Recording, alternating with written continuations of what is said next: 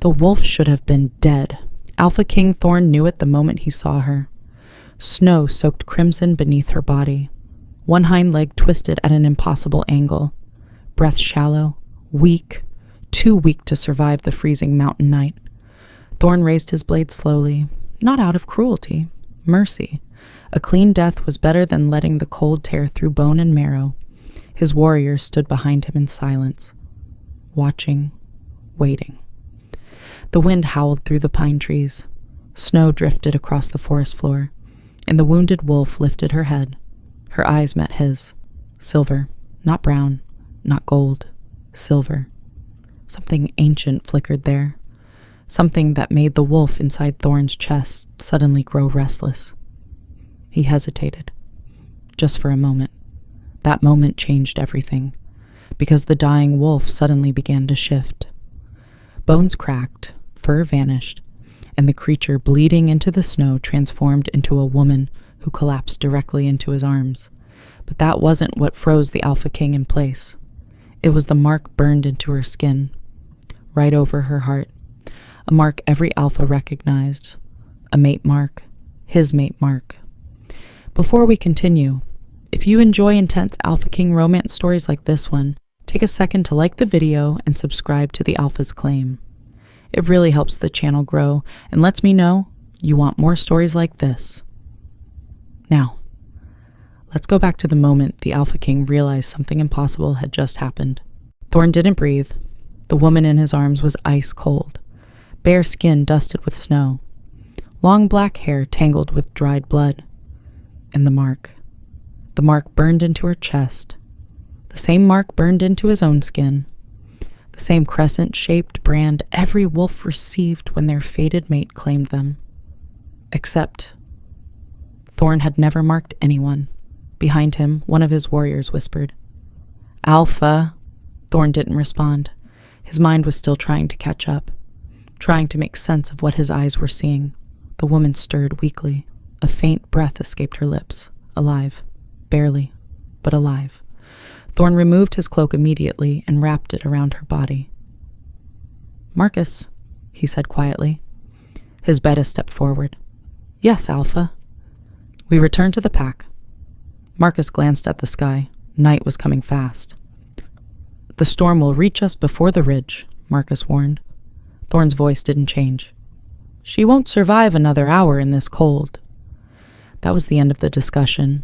His warriors began moving instantly. No one questioned the Alpha King. Not when he sounded like that. Thorne lifted the unconscious woman into his arms. She weighed almost nothing. Too light. Too fragile. Her body trembled faintly from shock. The silver mark over her heart glowed faintly in the fading daylight. His wolf stirred again. Restless, uneasy, confused. Mate. The word echoed faintly in the back of his mind. Impossible. Thorne had spent 32 years waiting for his mate. Searching. Every alpha knew the moment, the scent, the pull, the bond that snapped into existence like lightning through the soul. But this woman? He had never seen her before, never scented her before. Yet the mark on her chest was undeniably his. Something was wrong. Very wrong. For 3 years something had been wrong inside Thorne's chest. A mark that burned at night without reason. Dreams he could never fully hold on to when he woke. Firelight, music, a pair of silver eyes disappearing into the dark. He had told no one.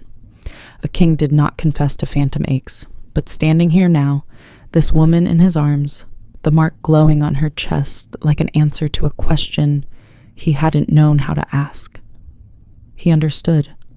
His wolf had been searching for her the entire time. The storm arrived halfway down the mountain. Snow fell in heavy sheets. Wind howled through the trees. Visibility dropped to almost nothing. Thorne held the woman closer to keep her warm. Her breathing was shallow, uneven, her pulse weak beneath his fingers. Marcus walked beside him. "You feel it too," Marcus said quietly. Thorne didn't look at him. "Yes." The bond wasn't complete, not fully, but something was there. A faint thread tugging at his instincts, a whisper at the edge of his mind. His wolf pacing inside his chest. Protect. The pack gates appeared through the storm just before nightfall. Torches burned along the outer wall. Guards straightened immediately when they saw the Alpha returning. But the moment they noticed the woman in his arms, everything changed. Wolves noticed things others didn't. Scent, energy, power, and the entire courtyard suddenly fell silent, because every wolf present smelled the same thing. Mate. Whispers spread through the gathered warriors. The Alpha found his mate. That can't be. She's injured. Thorne ignored them. Summon the healer, he ordered. Now. The pack healer arrived within minutes. Elder Mira was ancient by wolf standards. Her hair silver, her eyes sharp with centuries of knowledge. She studied the unconscious woman carefully. Then she studied the mark. Her brows slowly furrowed. That mark, she murmured. Thorne waited. Mira gently pressed 2 fingers to the woman's throat. Pulse, weak. Bring her inside, Mira said. She's dying. That was enough. Thorne carried her directly into the healer's chambers. Warm firelight replaced the freezing mountain wind. The room smelled of herbs and burning sage. Mira worked quickly, cleaning wounds, setting the broken leg, wrapping bandages. The entire time, Thorne watched, silent, still, waiting. Marcus leaned against the doorway. You're thinking the same thing I am, the beta said quietly. Yes. If she's truly your mate? Marcus didn't finish the sentence. He didn't need to, because something didn't add up. The mark meant she had already been claimed by Thorne, but Thorne had never seen this woman before tonight. Finally, Mira stepped back. She will live, the healer said. Thorne felt tension release from his chest he hadn't realized was there. But Mira wasn't finished. Her eyes moved slowly from the woman to the Alpha King. This mark should not exist. The room fell silent. Thorne's voice was calm. Explain. Mira pointed toward the glowing crescent over the woman's heart. That mark only appears when an alpha claims his mate. Yes, but this mark is old. Thorne frowned. How old? Mira studied it closely.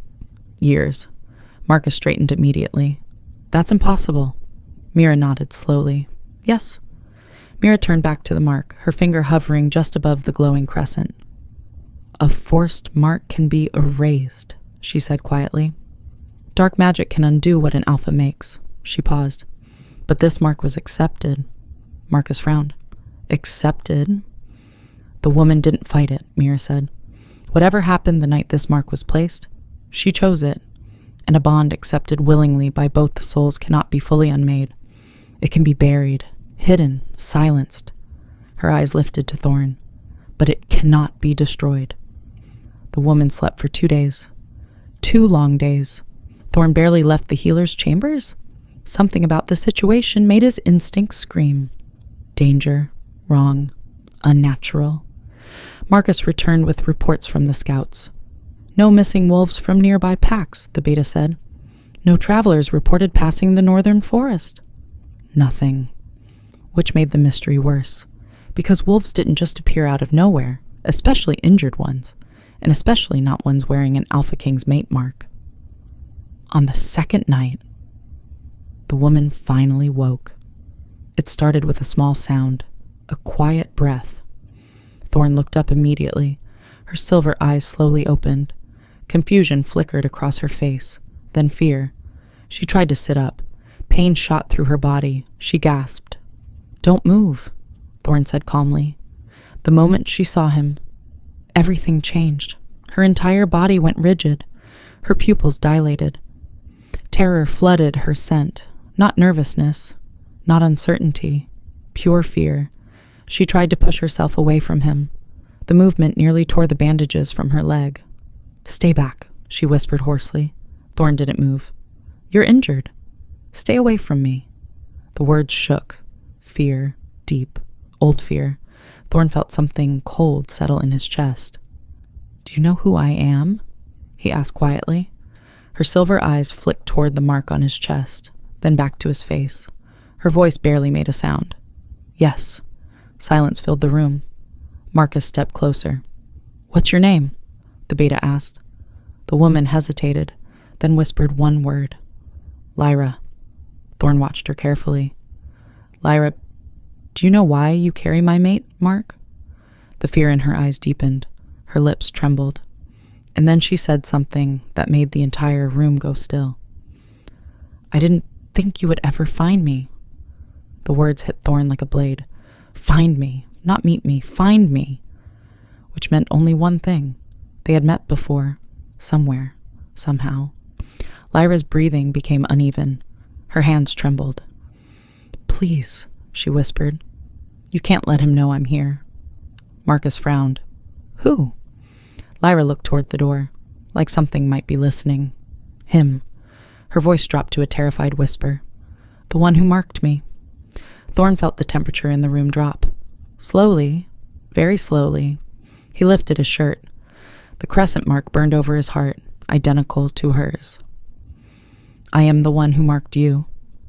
Lyra stared at him. For a long moment she said nothing. Then tears filled her eyes. And she whispered something that shattered everything Thorne thought he knew. "No." Her voice broke. "You're the one who was supposed to save me." Lyra's words hung in the air. "You're the one who was supposed to save me." Silence filled the healer's chamber. The fire crackled softly. Marcus shifted uneasily beside the doorway.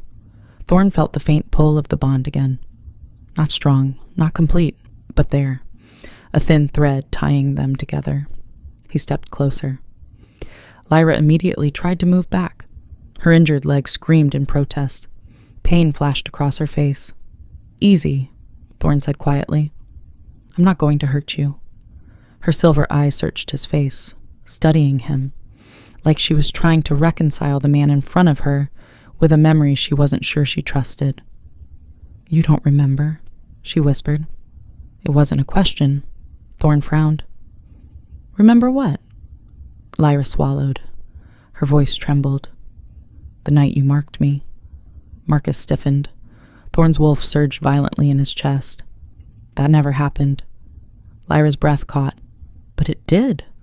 She lifted a shaking hand and pressed it gently over the crescent mark on her chest. "You saved my life." Thorne stared at her, trying to sift through years of memory, battles, treaties, pact disputes. Nothing. No girl with silver eyes. No moment like the one she described. "No," he said again. Lyra's face slowly drained of color. "You truly don't remember." Thorne crossed his arms. "Tell me." Lyra hesitated. Fear flickered across her features again, like speaking the memory out loud might summon something terrible. But after a moment, she began. "It was 3 years ago." Her voice was soft, barely above a whisper. "The Blood Moon Festival." Marcus looked toward Thorne. "That festival happened every 5 years, the largest gathering of packs in the Northern Territories. Thousands of wolves, hundreds of alphas." Lyra continued. "I was there with my pack." Her voice tightened. "My alpha brought me as tribute." The word sat heavily in the room. Tribute. Marcus's jaw clenched. Some packs still practiced the old ways, offering omegas or warriors to powerful alphas in exchange for protection, or alliances, or mercy.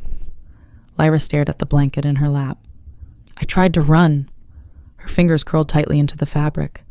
"But they caught me." The memory clearly hurt. Thorne felt anger stirring in his chest. "Then what happened?" Lyra finally looked at him again. "You appeared." Her silver eyes searched his face. "You stopped them." Marcus frowned. Thorne shook his head. "I would remember that." "You were furious," Lyra whispered. "You nearly killed my alpha." Thorne's brow furrowed deeper. Something flickered at the edge of his memory. A night, music, firelight, and a fight. But the details were blurry, like trying to see through fog. Lyra continued. "You told them no wolf belonged to another." Marcus's lips twitched slightly. "That does sound like you." Thorne ignored the comment. Lyra's voice softened. "You were the first person who ever protected me." Her eyes filled with tears. And when they tried to attack you, her hand trembled slightly over the mark. You marked me. The room went still again. Thorne stared at the glowing crescent. Marking a mate isn't something done by accident, he said slowly. Lyra nodded. I know. Marcus stepped forward. Why would the Alpha King mark someone he just met? Lyra hesitated, then whispered something that made Thorne's wolf surge violently. Because the bond had already begun. The bond. The mate bond. Thorne felt the thread between them tighten slightly, his wolf pacing restlessly beneath his skin. But the moment you marked me, Lyra continued, everything changed. Thorne's voice was low. How? Lyra's silver eyes filled with fear again. Because he saw. Marcus frowned. Who? Lyra's lips trembled. The one who had been watching me. The fire popped loudly. The tension in the room thickened. Thorne stepped closer. Explain. Lyra shook her head weakly. No. Lyra. Her voice broke. If he finds out you remember me.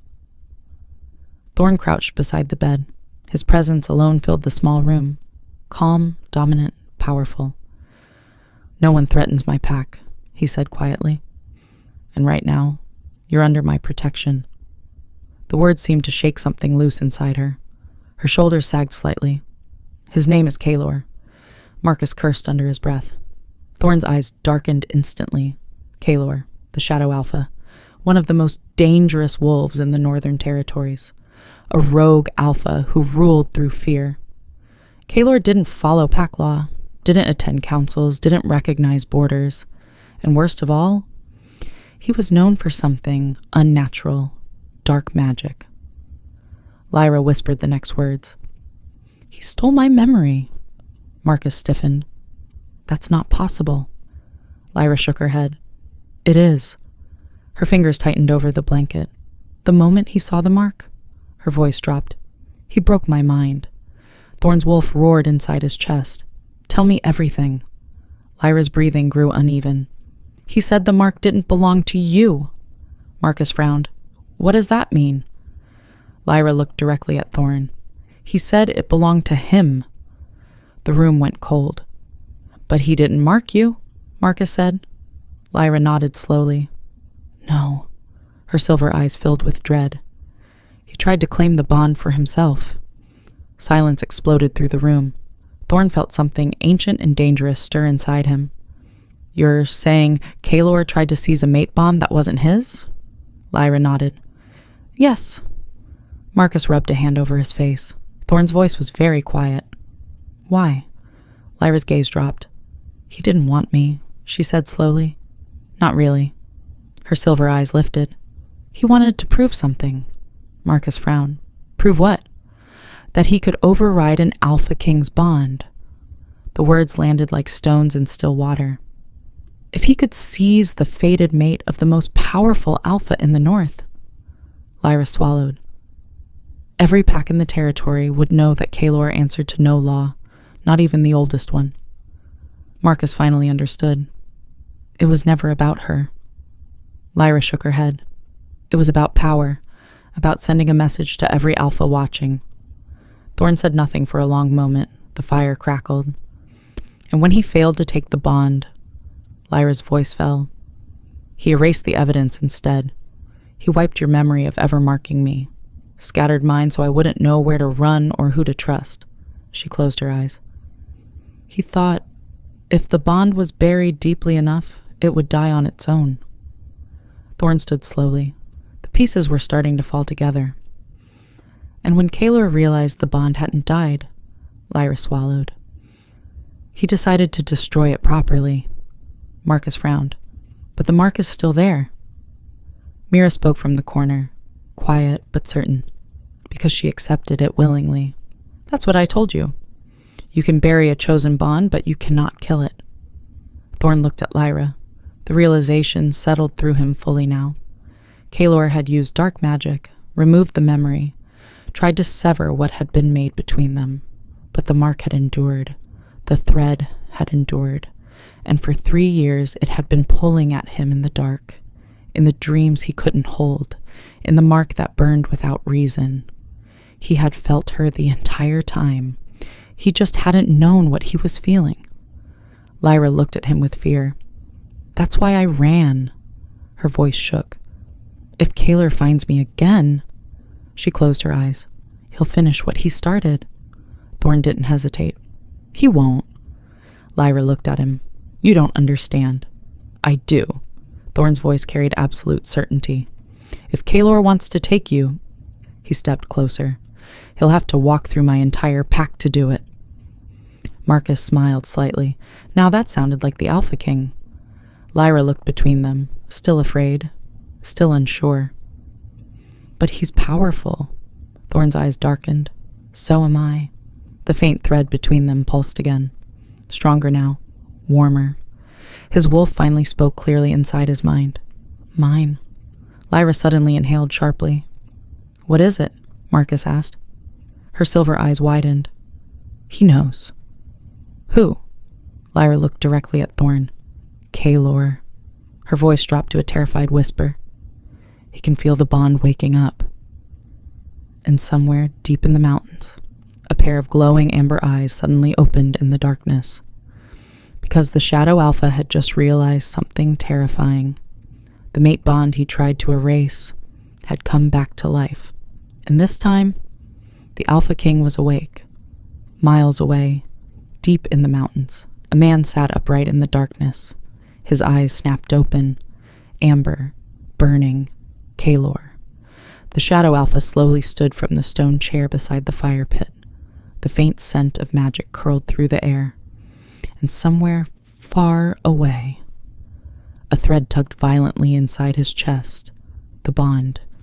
He could feel it. The bond he had shattered. The bond he had buried beneath spells and blood and stolen memories. It was waking again. Kaelor's lips slowly curled into a smile. So, his voice echoed through the empty hall. You found her? Lyra sat upright in the healer's bed, her silver eyes wide. He knows, she whispered again. Marcus frowned. You can feel him? Lyra nodded. The magic he used, it ties him to the bond. As long as it exists, he can track it. Thorne's wolf growled inside his chest. That alone was enough to enrage him. You're saying he can track you? Lyra swallowed. Yes. Marcus looked toward the window. How long? Lyra didn't hesitate. Not long. The answer hung heavily in the room, because everyone present knew what it meant. War. Thorne walked out into the courtyard. Snow still covered the ground, but the storm had passed. Pack members moved through the morning air, training, patrol rotations, daily life. Thorne's voice cut through the entire courtyard. Marcus! The beta appeared instantly beside him. Yes, Alpha. Double the outer patrols. Marcus nodded. Already done. His voice was quieter than usual. He's coming for more than just her, you know. He's coming to prove a point. Thorne's gaze lifted toward the northern mountains. A slow, cold smile crossed his face. Good. Marcus exhaled slowly. That's going to get ugly. Thorne didn't answer, because ugly didn't begin to describe what was coming.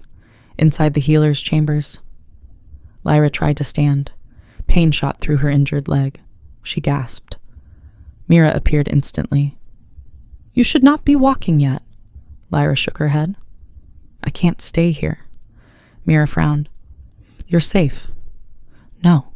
Lyra's voice trembled. You don't understand what Kaelor is capable of. Mira studied her carefully, then said something surprising. Neither do you. Lyra looked confused. What do you mean? Mira gestured toward the door. You're under the protection of the most powerful Alpha in the north. Lyra's gaze dropped. But he doesn't remember me. Mira smiled faintly. He doesn't need to. She looked at Lyra directly. His wolf remembers. It's been remembering for 3 years. Thorne returned to the healer's chamber shortly after. Lyra looked up the moment he entered. The faint thread between them pulsed again. Stronger this time. She felt it clearly now. Warm, steady, alive. Thorne stopped a few feet away from the bed. You should be resting. Lyra looked down at the mark on her chest. It's getting stronger. Thorne nodded. I know. Lyra's voice was barely above a whisper. Does it bother you? Thorne considered the question. No. Lyra blinked. Why not? Thorne's answer was simple. Because my wolf has been looking for you for 3 years. He's not letting go again.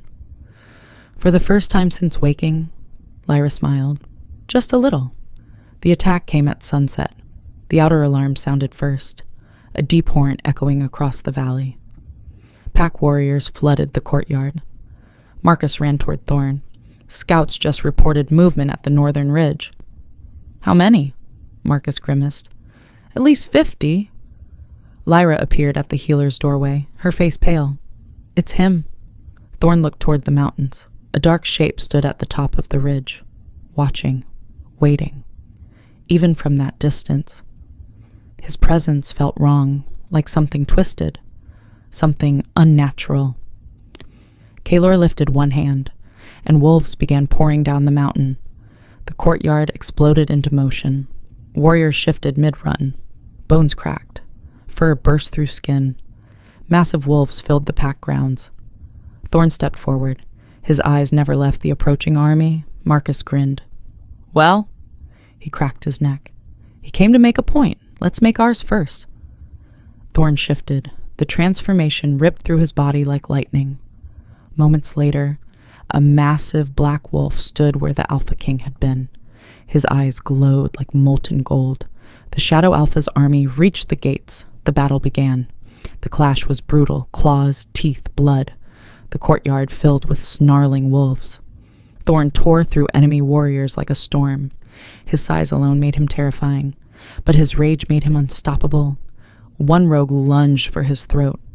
Thorne snapped its neck instantly. Another tried to flank him. Marcus intercepted. The Beta's wolf slammed the attacker into the wall. Lyra watched from the healer's doorway, heart racing, because something was wrong. Kaelor wasn't fighting. He was still standing on the ridge, watching, waiting. Then his eyes locked onto hers.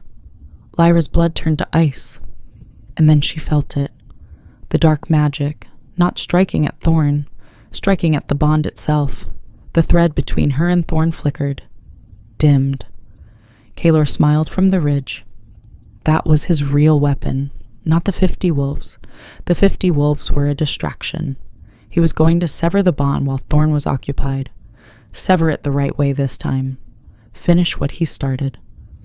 Lyra looked down at her hands, at the mark over her heart, at the bond that had survived 3 years because she had chosen it.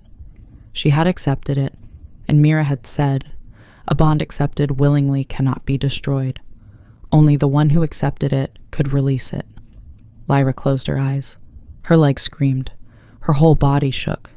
She pressed both hands flat over the mark, and she chose it again. Deliberately, consciously, completely. The bond exploded outward like a shock wave, bright, blinding. Kaelor's dark magic shattered against it. The Shadow Alpha staggered on the ridge. The smile vanished from his face.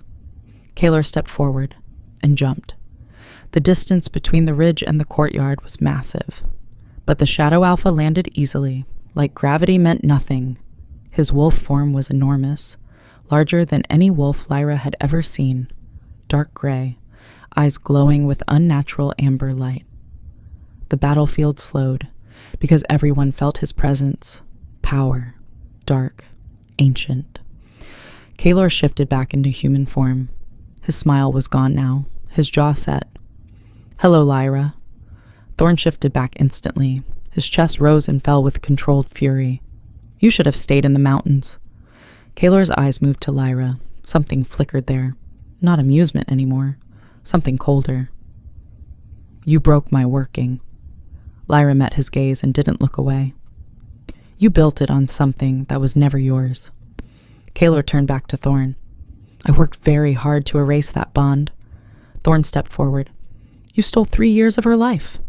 Kaelor shrugged. A necessary inconvenience. Remove the magic. Kaelor's eyes narrowed. Or what? The bond between Thorne and Lyra suddenly flared violently. Bright, powerful, alive. Kaelor's composure cracked. That That shouldn't be possible. Lyra looked at Thorne. The warmth spreading through her chest felt different now. Stronger. Real. Thorne stepped closer. You didn't erase the bond. Kaelor's jaw tightened. I buried it. Thorne's eyes burned. Big mistake. The thread between them snapped tight. Lyra gasped. The bond surged through her chest. Thorne's wolf pushed forward. Instinct. Ancient. Unstoppable. He reached for her. Lyra didn't pull away. Not this time. Their foreheads touched, and the Alpha King bit down gently over the mark on her chest. The bond exploded to life. Power surged through both of them. Bright, wild, unbreakable. Lyra cried out as warmth flooded her entire body. Kaelor staggered backward. The magic tying him to the bond shattered instantly. No. His voice was filled with disbelief. You can't! Thorne turned slowly, now truly furious. Yes. Kaelor tried to run. He barely made it 3 steps. Thorne shifted mid-leap. The massive black wolf crashed into him like a thunderbolt. The fight was not quick. It was not clean. Kaelor was everything they had feared. Ancient, powerful, fueled by dark magic and 3 years of rage. He shifted mid-roll, claws raking Thorne's flank. Thorne barely felt it, because for the first time in 3 years, the bond was complete. And an Alpha King fighting for his true mate is not the same creature as an Alpha King fighting alone. When it ended, the Shadow Alpha didn't stand again. The courtyard slowly grew quiet. The remaining rogues fled into the forest. Marcus wiped blood from his jaw. Well, he looked around at the wreckage of the courtyard. He came to make a point about power. He glanced toward where Kaelor had fallen. Point made. Later that night, the pack gathered in the great hall. Celebration, relief, victory. Lyra stood beside Thorne near the fire. The bond between them now hummed constantly. Warm, comforting, real. Thorne looked down at her. How does it feel? Lyra smiled softly. Like coming home. Thorne squeezed her hand gently. You should have been here 3 years ago. Lyra looked up at him. We found our way eventually. Thorne nodded. Yes. His wolf stirred contentedly. Mine. Lyra felt it too. And for the first time in years, she wasn't afraid. And that's the end of tonight's story on the Alpha's claim. But I'm curious. Where are you listening from right now? And what time is it where you are? I love seeing how far these stories travel across the world. Sleep well tonight. And remember, sometimes the bond meant for you can survive anything, even magic.